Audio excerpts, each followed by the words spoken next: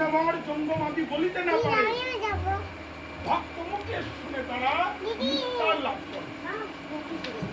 পশু পাখি কীট পতঙ্গ দেওয়ার জঙ্গমাদি এরা তো বলতে পারে না। তাই মহাপ্রভু বলেন, হরিনাম যখন কীর্তন করবেন উচ্চস্বরে কীর্তন করবেন, যাতে সেই নাম শ্রবণ করে পশু পাখি উন্নতম নিস্তার লাভ করতে পারে। মহাপ্রভু বলেছেন, যেমন চৈতন্য ভাগবতে শিবানন্দের বাড়িতে একটি কুকুর ছিল। শিবানন্দের বাড়িতে একটি কুকুর ছিল।